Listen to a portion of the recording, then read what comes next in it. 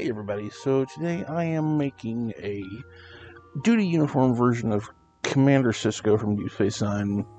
Um, yes, this is a figure that was technically sort of made by Playmates, but it was a very limited release that only was available through ordering from a game from Sega. So a lot of people ask for custom versions of this figure, and this is how I do it. First, I need to take and get some pieces off of a regular Commander Sisko figure, head being the big one, the hands, and I'm going to reuse the legs off of this particular figure. Remember, if you're doing the boil and pop, to keep the temperature between 160 and 180 degrees, be very careful. Having to use pliers here to sort of wedge the body case open to get his head off, and then I am gonna I tried to take it off again, but it wasn't loose enough, so just a few more seconds in the hot water to get that glue to loosen up, and you'll see here in a minute it pops right off. So once I've got all the parts together, I will take and I'm going to be using, for the torso that I'm replacing it with, I had the parts from a duty uniform Chief O'Brien. So we've got the torso and the arms from that figure, and I'm going to take and cut the hands off of both of these and switch the hands out so that I don't have to bother with painting the skin color to match it up. I can just, this is sort of the easy cheat, and if you're real careful with the super glue, you don't have to fuss too much with it. It's just a little dab will do it, and it'll cover it right up, and you don't even notice the seams. Obviously, because this is a Chief O'Brien wearing the gold uniform, I'll have to paint it the red to match, which is what we'll be getting to in just a moment. Again, be careful when using sharp objects. So yeah, gonna get the super glue and get those hands glued on. Be careful, super glue will stick to your skin. I take and I bend the elbow in the direction so that I remember as I'm putting the hand on.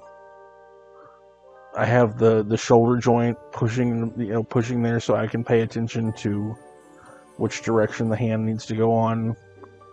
So the same thing there. I bent the elbow and put just a tiny little dab, and get that hand on, and leave those to the side to harden.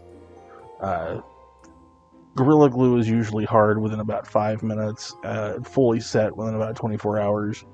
So this is some paint that I made myself to match the uniforms a little more closely. First, I am going to just do the collar, because the collar is actually the hardest part to do on these figures, especially if you're painting with the head on. That's why I did this, was because the head's still off, and I don't have to worry about accidentally painting his neck red. So the paint, it's mostly a crimson red with just a little bit of brown, of a medium brown mixed into it. And I was done with the collar, so I just kind of wiped off some of the excess onto the torso. But then off camera, I did paint all the gold with a primer, so that the paint will hold better. And here I am just painting all of what used to be gold, painting it into the sort of maroonish red color of the command uniforms. And yeah, I do accidentally go over the black areas a little bit. I go back and give that a little touch up later on, just to get it cleaned up and looking good. But I do also try to be very careful when going around the comm badge.